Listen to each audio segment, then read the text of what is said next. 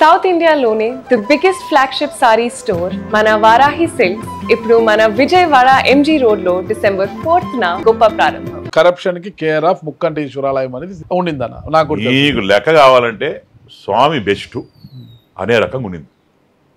నువ్వు అక్కడ పోతే కదిలిస్తే ఒకరిని ట్రాన్స్ఫర్ చేయాలంటే డబ్బులు, ఒకటిది బ్రోకరింగ్ సిస్టము, ఇంకోటి ఇష్టారాజ్యంగా ఓడిపెట్టుకుని అమ్ముకోవడం, లోపల టికెట్లు డబ్బు కట్టుకోకుండా పోవడం, ఇవన్నీ కూడా వైసీపీ హయాంలో విచ్చలవిడి నడుస్తుంది.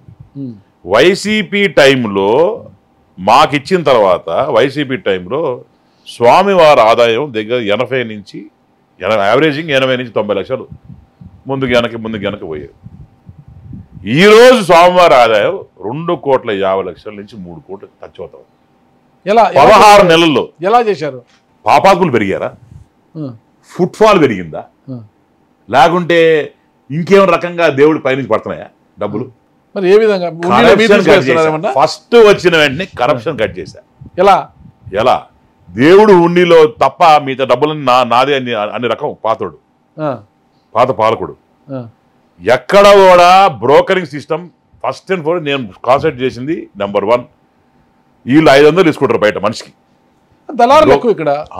ఇప్పుడు నీకు ఎత్తుక్కోవాలి దళాల కోసం. ఎట చేసిన చిన్న ఆలోచన వచ్చింది. నేను యువ గారు కూర్చొని మాట్లాడుతున్నాను. యువ was a very strong man. నేను అప్రిషియేట్ చేయాలి. దళారులు 500 రూపాయలు తీసుకొని మనిషికి లోపల స్వామివారి దగ్గర లోపల తీసుకుపోయి గర్భగుళ్ళకి నమస్కారం పెట్టించి బయట తీసుకొస్తారు. వేరే అయితే బయట నుంచి వెళ్ళిపోతారు.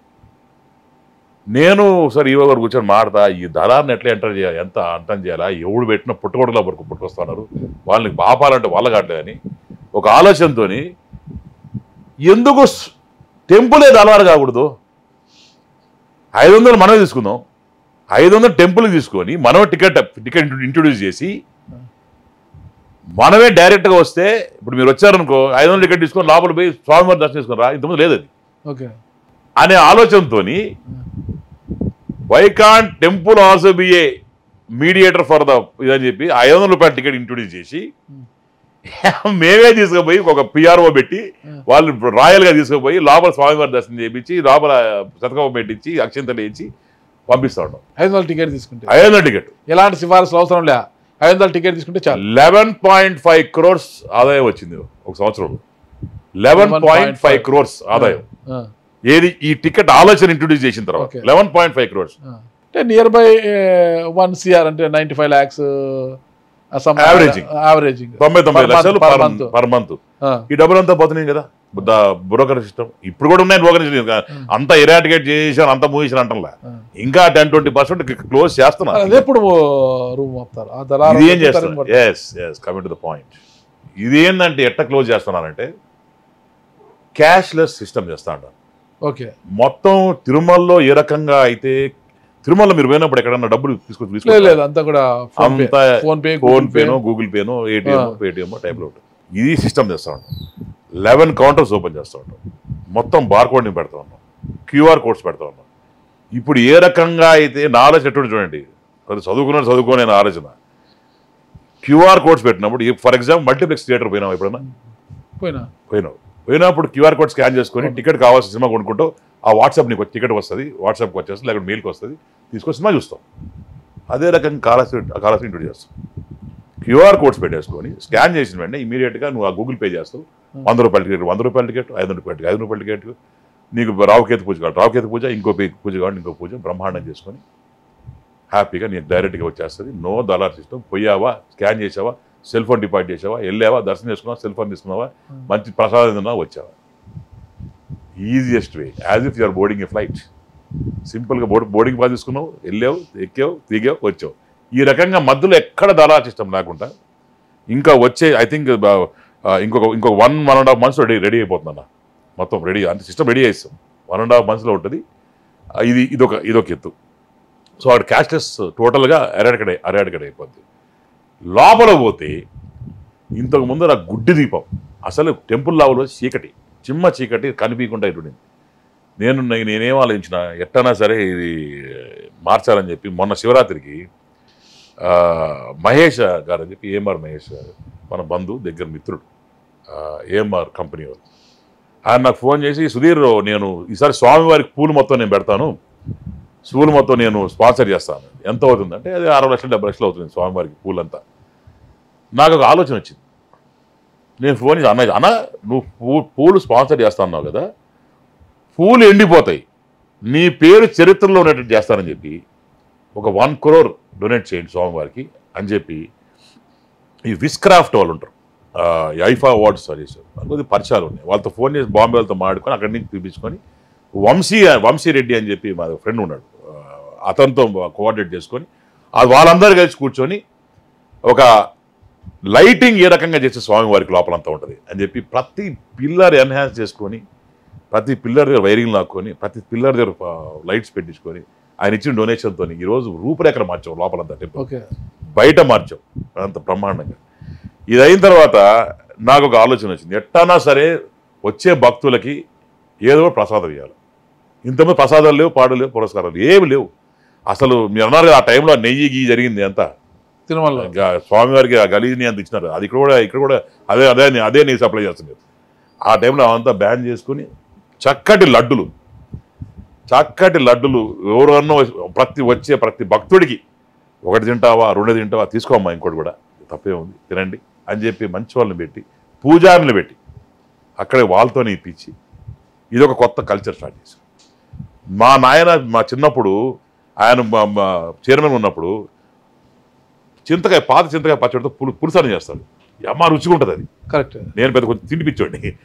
అయితే ఆ పాత 89 ఏళ్ళు ఒక ముసలాయన ఉన్నాడు, పెద్ద పూజారి, ఆయన తీసుకొచ్చి ఆయన రెసిపీ తీసుకొని ఆయనతో ఓ రోజు చేయించుకొని అదే మళ్ళీ ఇంట్రొడ్యూస్ చేసాం. ఇప్పుడు అసలు పులుసని తింటానా నిజంగానే ఆహా అనిపిస్తుంది, అంటే పాత జ్ఞాపకాలు గుడిస్తుంది, నాకు మళ్ళీ ఇష్టం చింతపండు పులుసు, అది మళ్ళీ చేసాం. తర్వాత యువగారు వచ్చిన తర్వాత ఈ ఉప్పు చెక్కలు ఉంటారు, అంటే స్వామివారికి చెక్కలు ఉంటాయి కదా, అవి అప్పచ్చుల్లాగా అవి తయారు చేసాం. జిలేబీ బ్రహ్మాండంగా జిలేబీ తయారు చేసాం. లడ్డు కూడా ఆయనతో పాతోడితోనే ఏ రకంగా డిట్టాలో ఉంటాయి కదా అవన్నీ పెట్టి అవి చేసాం. ఈరోజు ఎవ్రీబడి సేస్ దట్ తిరుమల కన్నా ఇక్కడ బాగుంది ఆ ప్రసాదం అంట. తిరుమల లడ్డు కన్నా ఈరోజు మీరు వెళ్ళారా దర్శనానికి వెళ్ళా నిన్న, ప్రసాదం తిన్నారా? లేదు ఇంకా ప్రసాదం నేను పంపిస్తాను, తెప్పిస్తాను, నీకు ఇస్తాను. And also I'm proud to say in AP, entire AP ఉన్న టెంపుల్స్ లో అన్నిట్లో కలిపితే శానిటైజేషన్ లో past 7 months we're standing number 1. అంటే క్లెన్లీనెస్ శానిటైజేషన్ లో we're standing number 1 from past 7-8 months. Kalahasti అంటే తిరుమల కన్నా శానిటైజేషన్ బాగుంది లెక్క, అర్థమవుతుందా? తిరుమల నీట్నెస్ అంటే ఏ రకంగా మేము మెయింటైన్ చేస్తాం, ఏ రకంగా. నాకు కొద్ది ఓడిసిటీ అండి, ఈ చెత్త గిత్త చూస్తే నా వల్ల కాదు, బూజు చెత్త అని అన్ని ఎత్తుకుంటా ఉంటాయి, క్లీన్ చేద్దాం పెడదాం ఈ టైంలో ఉంటుంది నా పరిస్థితి. సో ఈ రకంగా టెంపుల్ని తీర్చిదిద్ది అటు ఆదాయం పెంచి పేరు ప్రతిష్టలు పెంచి టెంపుల్ మంచి రోజులు వస్తున్నాయి అనమాట. మంచి రోజు చిత్తూరు జిల్లాలో మంచి రోజు 16 నెలల క్రితం వచ్చా. ఏ రోజైతే చంద్రబాబు నాయుడు గారు సీఎం అయినారో ఆ రోజే అన్ని గుళ్ళకి అన్నిటి దగ్గర మంచి రోజు స్టార్ట్ అయినాయి. అంటే ఇది 4వ ఆయన సీఎం కావడము ఇది కొత్త ఏం కాదు, కానీ ఇప్పుడు శివకేశవులు ఇద్దరు కూడా చిత్తూరు జిల్లాలో కొలువైనారు. కేశవుడేమో ఏడుకొండల స్వామి, శివుడేమో ఇక్కడ.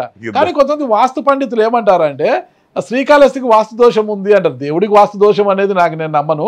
అక్కడ ఈశాన్యంలో కొలను ఉంది, నీళ్లు. ఆలోచన ఏంటంటే కానీ అంటే కేశవుడు కొలువై ఉన్న తిరుమలలో మాత్రము చాలా అద్భుతంగా ఉంటుంది. ఇది వాస్తు దోషం వల్లే శివుడు కొలువై ఉన్న శ్రీకాళహస్తిలో కాస్త ఆదాయపరంగా కావచ్చు, అభివృద్ధి విషయంలో కావచ్చు చాలా ఇబ్బందికరంగా ఉంటుంది. అక్కడికి వచ్చిన స్థాయిలో భక్తులు ఇక్కడికి రావడం లేదంటారు. నిజంగా మీరు నమ్ముతారా భక్తులు ఇక్కడ వచ్చేలా శివుణ్ణి ఆ ముక్కంటిని దర్శించుకోవడానికి భక్తులు విరివిగా ఇక్కడికి వచ్చేలా చేయడానికి మీరేం చేయబోతున్నారు? అసలుకి నెంబర్ 1 మీరు చెప్పిన దానికి ఆపోజిట్ గా నేనున్నా. అవునా? పక్క ఆపోజిట్. ఈడోడుకో ఆ స్వాముడు చెప్పినాడు, కానీ ఆడికి పాపం చిల్లర లేకుండా ఏం చేయకనో పాపం ఏదో చెప్పుకుంటాడు, ఏదో స్టార్ట్ చేయాలని చేసి ఉంటాడు.